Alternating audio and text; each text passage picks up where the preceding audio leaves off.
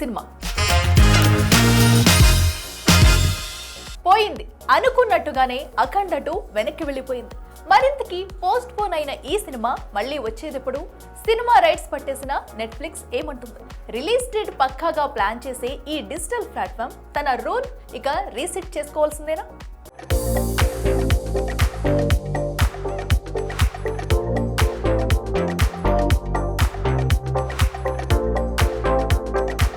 యాభై ఏళ్లుగా సినిమాలు చేస్తున్న స్టార్ హీరో, వరుసగా 400 కోట్ల సినిమాలు, నందమూరి ఫ్యామిలీ బ్యాక్గ్రౌండ్, అభిమానుల్లో విశేషమైన క్రేజ్, అంతటి ఇమేజ్ ఉన్న బాలయ్య సినిమా అనుకున్న డేట్ కి రాకపోవడంతో తాండవమాడుతున్నారు నందమూరి ఫ్యాన్స్. అంతా అప్పుల్లో ఉండి రిలీజ్ దాకా వెయిట్ చేసి తీరా మా సినిమాని బలి చేయడం ఏంటంటూ కనీసం రిలీజ్ డేట్ అయినా చెప్పండంటూ తెగ ఫైర్ అయిపోతున్నారు. అయితే ఈ సినిమా డిజిటల్ రైట్స్ పట్టేసింది నెట్ఫ్లిక్స్. అసలే నెట్ఫ్లిక్స్ అంటేనే పక్కా ప్లానింగ్. పలానా సినిమాని పలానా డేట్ కి వదలాలంటే వదిలి తీరాల్సిందే, లేదంటే డీల్లో కోత పెట్టేస్తుంది. ఇదే విషయాన్ని చెబుతూ ఎంతో మంది మేకర్స్ వాపోయారు కూడా. అనుకున్నట్టుగా డిసెంబర్ 5న వచ్చేస్తే 4 వారాల గ్యాప్లో, అంటే అటూ ఇటుగా సంక్రాంతికి స్ట్రీమింగ్ అయిపోవాలి. కానీ వాలకం చూస్తుంటే సినిమా ఇప్పుడప్పుడే వచ్చేలా లేదు. 14 రీల్స్ కూడా ఇదే విషయాన్ని కన్ఫర్మ్ చేసింది. అంటే ఇప్పుడు అఖండ 2 రిలీజ్ కి తగ్గట్టుగానే నెట్ఫ్లిక్స్ షెడ్యూల్ మార్చుకోవాలన్నమాట. మరి ప్లానింగ్ కి కేర్ ఆఫ్ అయిన నెట్ఫ్లిక్స్ తన షెడ్యూల్ రీసెట్ చేస్తుందా అనేది ఇప్పుడు $1 మిలియన్ క్వశ్చన్. ఒకవేళ స్ట్రీమింగ్ డేట్ మారితే మాత్రం అనుకున్న డీల్లో కోత పెట్టడం పక్కా. ఒక రకంగా ఇప్పటికే అప్పుల బాధతో సినిమా రిలీజ్ చేసుకోలేకపోతున్న మేకర్స్ కి ఇది మరో దెబ్బే. చూడాలి మరి, గందరగోళం గజిబిజిమేళం అన్నట్టుగా ఉన్న అఖండ 2 వ్యవహారం ఎప్పుడు కొలిక్కి వస్తుందో.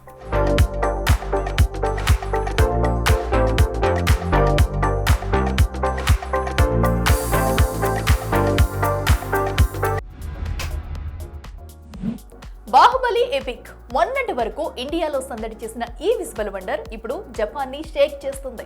ఆ ప్రమోషన్స్ కోసమే డార్లింగ్ జపాన్ ఫ్లైట్ ఎక్కేశాడు కూడా. అయితే జపాన్ ఫ్లైట్ మిస్ అయిన జక్కన మాత్రం ఇదిగో నిన్ను మిస్ అవుతున్నా అంటూ ఇలా క్రేజీ లవ్ లెటర్ రాయడం ఇక్కడ విశేషం.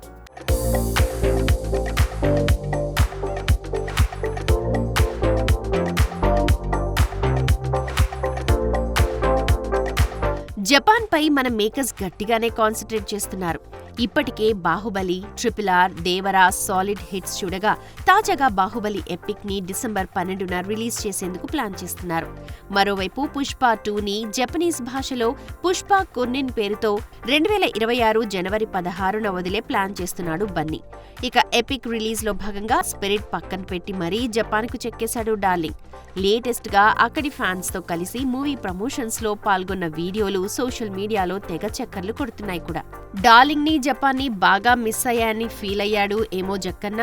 జపాన్ లో అభిమానులకు నువ్వెంత ఇష్టమో ఇప్పటికీ నీకు అర్థమై ఉంటుంది. నీకు వారి అభిమానం చూసి ఆనంద బాష్పాలొస్తాయని నాకు తెలుసు. నేను జపాన్ 4 సార్లు వెళ్లాను. ప్రతిసారి అందరూ నన్ను ఒకటే ప్రశ్న అడిగేవారు, ప్రభాస్ ఎప్పుడొస్తారా అని. వారి కోరిక నేడు నెరవేరింది. ఇన్ని రోజులకు నా బాహుబలి ఇక్కడ సందడి చేస్తున్నాడు. జపాన్లో ప్రేక్షకుల అభిమానాన్ని నాకన్నా ఎక్కువ ఆస్వాదిస్తున్నావని ఆశిస్తూ ఉన్నా. జపాన్లోని మా అభిమానులందరికీ మరోసారి ధన్యవాదాలు తెలుపుతున్నా. లవ్ యూ అంటూ తన ఫీలింగ్స్ ని ఓ లెటర్ రూపంలో వదిలాడు మన జక్కన్న. ఏదేమైనా పక్క రాష్ట్రాల్లోకి తొంగి చూడాలంటేనే ఆలోచించిన తెలుగు సినిమా ఇప్పుడిలా పాన్ వరల్డ్ రేంజ్ లో రిలీజ్ అవుతుందంటే ఆ క్రెడిట్ అంతా జక్కన్నకి ఇవ్వాల్సిందే. చూడాలి, వారణాసితో తెగ బిజీగా ఉన్న ఈ క్రియేటివ్ జీనియస్ రిలీజ్ కల్లా జపాన్ ఫ్లైట్ ఎక్కుతాడో లేదో.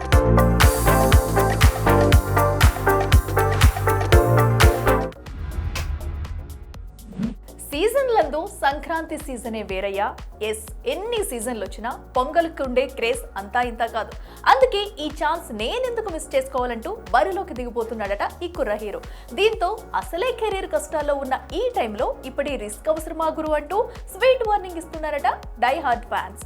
ఇంతకీ బడా స్టార్స్ తో పోటీ పడతానంటున్నా లేటెస్ట్ గా ఎంట్రీ ఇచ్చిన ఆ టైర్ 2 హీరో ఎవరో మీరే చూసేయండి.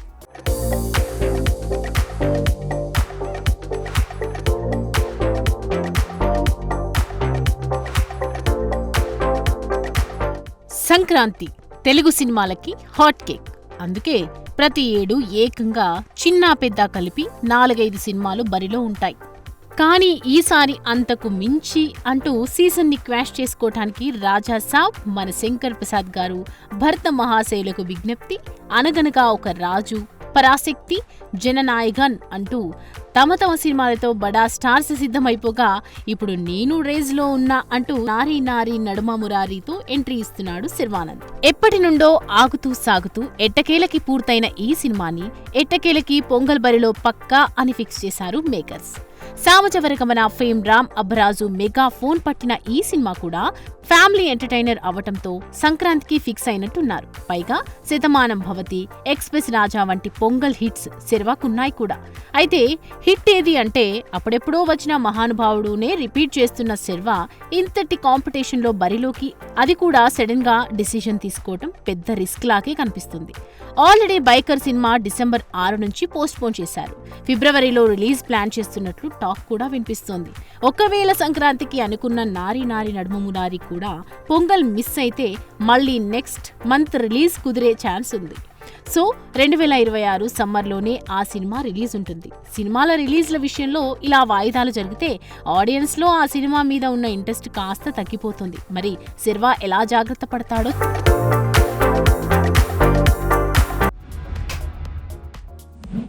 నెట్ఫ్లిక్స్ ఎంటర్టైన్మెంట్ ని స్ట్రీమింగ్ చేయడమే కాదు, ఇప్పుడు ఆ ఎంటర్టైన్మెంట్ ని ఓరెంజ్ లో ప్రొడ్యూస్ చేస్తామంటూ ఏకంగా ఓ బడా ప్రొడక్షన్ హౌస్ నే కొనేసిందట. అది కూడా లక్షల్లో కోట్లలో కాదండోయ్, ఏకంగా లక్షల కోట్లలోనే. ఇంతకీ ఈ క్రేజీ స్ట్రీమింగ్ యాప్ దేన్ని ఎందుకు పట్టేసిందో చూసిద్దామా.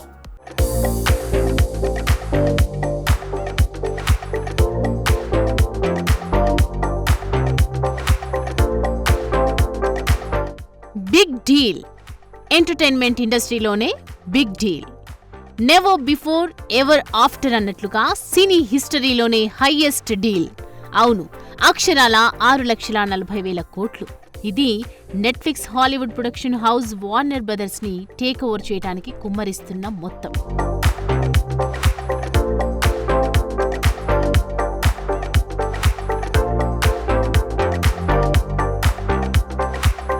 ఇప్పుడు ఈ డీలే వరల్డ్ వైడ్ గా సెన్సేషన్ క్రియేట్ చేస్తుంది. దాదాపు 100 ఏళ్లకు పైగా హిస్టరీ ఉన్న వార్నర్ బ్రదర్స్ ని, దాని రిలేటెడ్ స్టూడియోలని ఓటీటీ దిగ్గజం నెట్ఫ్లిక్స్ సొంతం చేసుకోవటం, అది కూడా అంతటి భారీ మొత్తంతో టేక్ ఓవర్ చేయటంతో అసలు నెట్ఫ్లిక్స్ ఏం ప్లాన్ చేస్తుందా అంటూ షాక్ అవుతోంది వరల్డ్ సినిమా.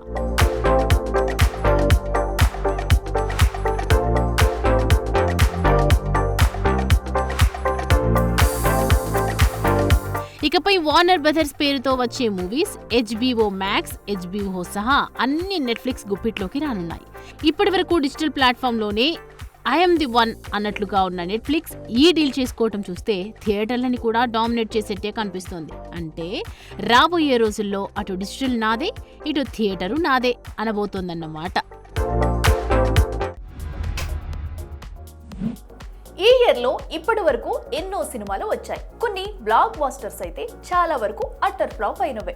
మరి ఈ ఇయర్ లో ఇప్పటి వరకు గూగుల్లో ఎక్కువ సెర్చ్ చేసిన సినిమాలు ఏమై ఉంటాయి? సూపర్ హిట్ అయిన సినిమాలే ఉన్నాయా, లేక డిజాస్టర్స్ పై కూడా కన్నేశారా? అసలు తెగ వెతికేసిన ఆ టాప్ 10 సినిమాలేంటి?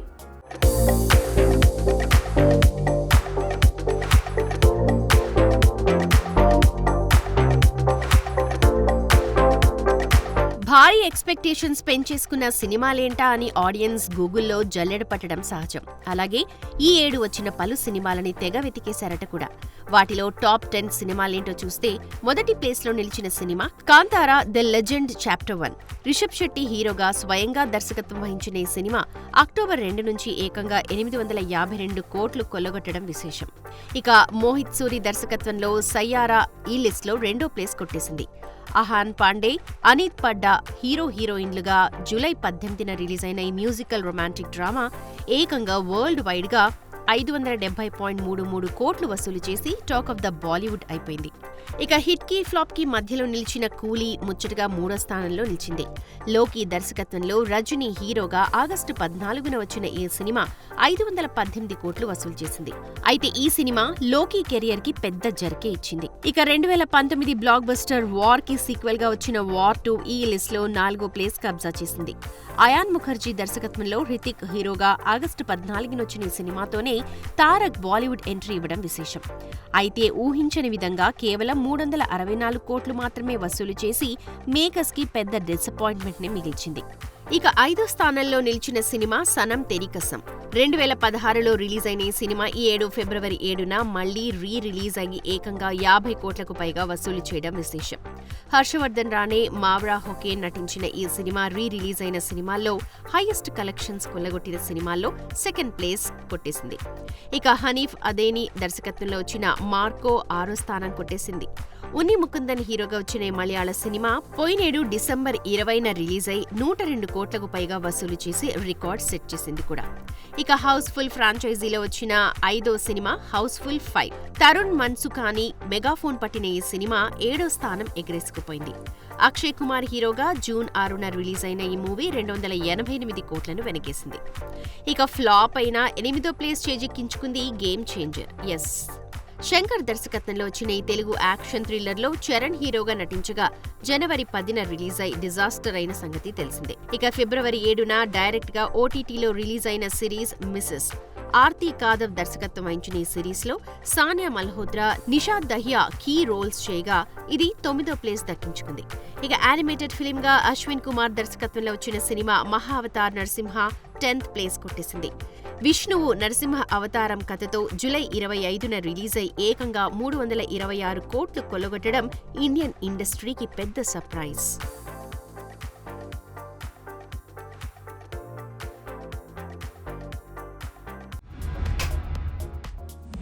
ఇది వాళ్ళ big cinema. Keep watching big TV. Anchors wardrobe courtesy shopper stop.